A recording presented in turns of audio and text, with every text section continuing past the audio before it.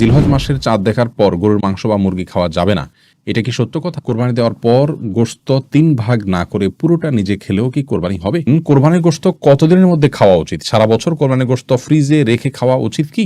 মৃত ব্যক্তির পক্ষ থেকে কোরবানি করা যাবে কিনা, সেই গোশত বন্টনের পদ্ধতি কি? গরুকে জবাই করার সময় নাম নেওয়া আবশ্যক নাই? গরু ছাগলের বট খাওয়া কি যায়? রাসূলুল্লাহ সাল্লাল্লাহু আলাইহি ওয়াসাল্লামের পক্ষ থেকে কি কোরবানি দেওয়া যাবে? কোরবানির পশু জবে করার পর পেটে বাচ্চা পাওয়া গেলে করণীয়। তামান্না আফরোজ জানতে চেয়েছেন, রাসূলুল্লাহ সাল্লাল্লাহু আলাইহি ওয়াসাল্লামের পক্ষ থেকে কি কোরবানি দেওয়া যাবে?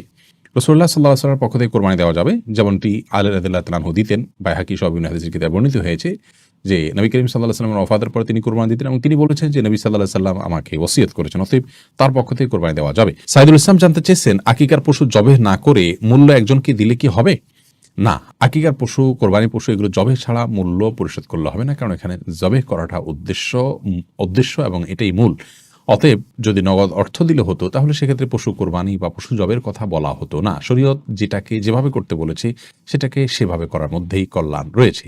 ডক্টর আপনাকে ঔষধ সেবন করতে বলেছে, আপনি ওষুধ সেবন না করে সে টাকাটা গরিব দুঃখীকে দান করে দিলেন, তাহলে তো আপনার রোগ নিরাময় আপনি এর মাধ্যমে আশা করতে পারেন না। আপনি তো মানে ওষুধ সেবন করার চাইতে আরো উত্তম কাজ করলেন। অতএব যে কাজের জন্য যেটি করতে হবে সেটি আমাদের করতে হবে, অন্য কোনো পদ্ধতিতে গেলে সেটি আদায় হবে না। মাহতাব আহমদ জানতে চেয়েছেন, কোরবানির পশু জবে করার পর পেটে বাচ্চা পাওয়া গেলে করণীয় কি? শরীয়ত অনুযায়ী নিয়ম হলো সে বাচ্চাকেও জবে করে দেওয়া, যদি আপনার খেতে ইচ্ছা না করে না খেলেন। আব্দুর রহমান জানতে চেয়েছেন, পশু নিস্তেজ হওয়ার আগে চামড়া ছাড়ানো যাবে কিনা? পশু নিস্তেজ হওয়ার আগে যদি চামড়া ছাড়ানো হয় তাহলে এই কাজটি অন্যায় এবং অনুচিত কাজ, যেটা অনেক সময় কসাইরা করে থাকেন। একাধিক পশুর কাজ তারা ধরেছেন, সেজন্য তারা এটি করে থাকেন। আগে থেকে কসাইদের সাথে এই বিষয়গুলো নিয়ে বোঝাপড়া করে নেওয়া উচিত এবং কোনো অবস্থাতেই আপনার পশুকে এভাবে কষ্ট দেওয়া উচিত না। অকারণে পশুর প্রতি অমানবিক আচরণ করা ইসলাম শরীয়তের দৃষ্টিকোণ থেকে গুনাহের কথা। আল্লাহ রাব্বুল আলামিন প্রত্যেক পশুর প্রতি, সবকিছুর প্রতি আমাদেরকে ইহসান করার নির্দেশ করেছেন। এমনকি যখন জবাই করব তিনি বলেছেন, ওয়াইদা যাবাহতুম ফাহসিনু যিবহাতা, জবাই করলে জবাইকৃত পশুর প্রতিও তোমরা ইহসান করবে এবং ছুরিকে ভালো করে ধার দিয়ে নেবে, যাতে করে অহেতুক তাকে বেশি সময় ধরে পচাতে না হয়। সেখানে পশুর প্রাণ বাহির আগে থেকে চামড়া ছেলা শুরু করা, রোগ কাটা, এগুলো অত্যন্ত গর্হিত কাজ, এটা অনেকেই করে থাকেন। আমরা যথাসম্ভব নিজের জায়গা থেকে সাবধান থাকবো ইনশাআল্লাহ বিদিনিল্লাহ। রোদেলা রিসান ভুঁইয়া আপনি জানতেছেন, গরু ছাগলের বট খাওয়া কি জায়েজ? জি, এটা সম্পূর্ণ জায়েজ, তবে এটা যার যার রুচির ব্যাপার। কারোর যদি ভালো লাগে তিনি খাবেন, কারোর ভালো না লাগলে তিনি খাবেন না, একান্তই তার ব্যাপার। আপনি মোবারক জানতেছেন, হুজুর গরুকে জবাই করার সময় নাম নেওয়া আবশ্যক নাকি? না, গরু জবাই করার সময় নাম নিতে হবে এরকম কোনো বাধ্যকতা নেই। আমরা অনেকে মনে করি যে গরু জবাই করার সময় নামের তালিকা ধরে পাঠ করতে হয়, এটা কোনো আবশ্যক কিছু না। বিধায় এটাকে আমরা আবশ্যক মনে করব না। এটাকে আবশ্যক মনে করলে বরং সেটি সমস্যা হবে। তবে হ্যাঁ, জবাই করার আগে আমরা যাদের পক্ষ থেকে কোরবানি করছি তাদের কথা উল্লেখ করে যদি বলি, আল্লাহ এটা অমুক অমুক অমুক অমুক তাদের তরফ থেকে কবুল করুন। তাদের বাবার নাম উল্লেখ করতে পারেন, অমুকের ছেলে অমুক, অমুকের ছেলে অমুক, অমুকের মেয়ে অমুক, এভাবে বলতে পারেন। আর না হলে শুধু নাম বললে হবে যে অমুক অমুকের তরফ থেকে আল্লাহ তাআলা এই পশু আপনি কোরবানি হিসাবে কবুল করে নিন। এরপরে বিসমিল্লাহি আল্লাহু আকবার আল্লাহুম্মা মিনকা ওয়া লাক বলে আপনি জবাই করবেন। এটি করাটা মুস্তাহাব, নাম উল্লেখ করাটা, কিন্তু করতে হবে এমন কোনো বাধ্যবাধকতা নেই। না করলেও কোরবানি হয়ে যাবে। আল্লাহ তাআলা ভালো জানেন আপনাদের অন্তরে কি আছে, কারা কারা নিয়ত করেছেন। অতএব সেটি অসুবিধা হবে না। আরাফাত ইসলাম জানতে চেয়েছেন, মৃত ব্যক্তির পক্ষ থেকে কোরবানি করা যাবে কিনা, সেই গোশত বন্টনের পদ্ধতি কি?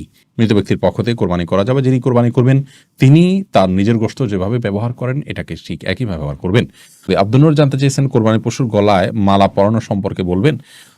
মালা পরিয়ে যদি নিজের জাহির করা হয় যে আমার কোরবানির পশু এটি, মানুষ জানবে, এবং অনেকে আপনার ফুলের মালা ডালা ইত্যাদি পরিয়ে থাকেন মানুষের দৃষ্টি আকর্ষণ করার জন্য, এই কাজগুলো অনুচিত, অন্যায় এবং নিজের নিয়তের বিশুদ্ধতা যেটি আছে তার পরিপন্থী কাজ, এগুলো করা উচিত নয়।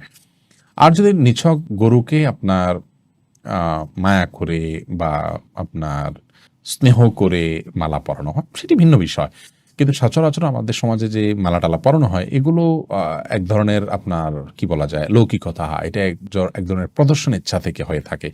আমরা সেগুলো না করার জন্য পরামর্শ দিব। ফাতেমা খাতুন জানতে চেয়েছেন, জিলহজ মাসের চাঁদ দেখার পর গরুর মাংস বা মুরগি খাওয়া যাবে না, এটা কি সত্য কথা? না, এটি সম্পূর্ণ ভুয়া এবং ভিত্তিহীন কথা, কুসংস্কারাচ্ছন্ন কথা। জিলহজ মাসের চাঁদ দেখা যাওয়ার সাথে আপনার গোশত খাওয়ার কোনো সম্পর্ক নেই।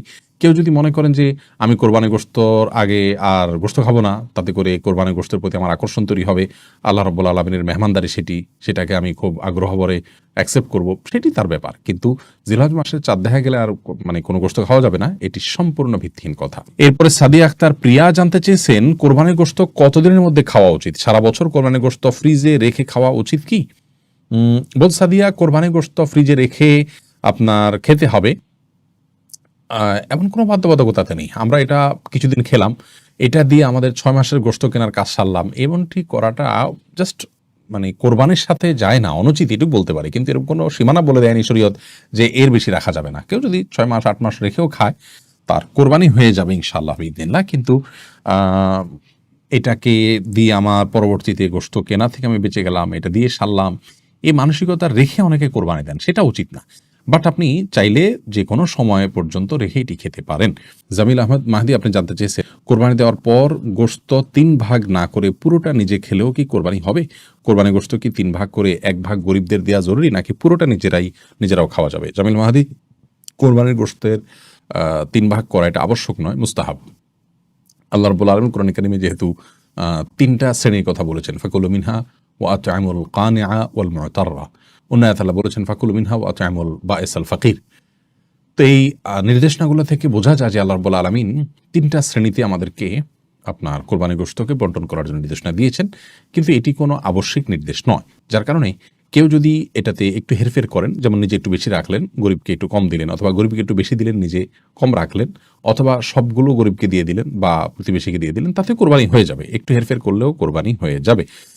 এটার সাথে কোরবানি শুদ্ধ অশুদ্ধ হওয়ার বিষয়টি আসলে নির্ভর করে না। আমরা এটাকে যতটা খুব সিরিয়াসলি দেখি।